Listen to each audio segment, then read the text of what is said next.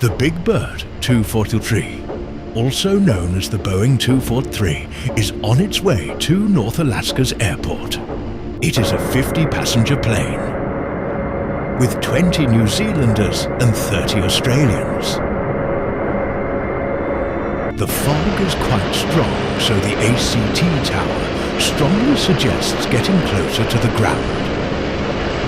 On their way to the runway, the pilot pulls down so he can land. He accidentally pulls too hard and has to pull up again.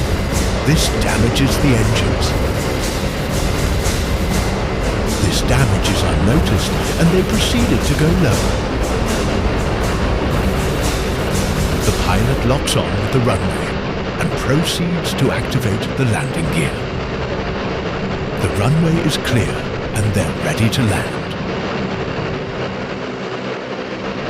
This is where the engine damage kicks in, causing a minor stall. 400, The plane tries to land safely but cannot do so unstable. They pull up rapidly trying to stabilize, but this makes it worse. They bank falling rapidly into the ground, killing all 50 inside.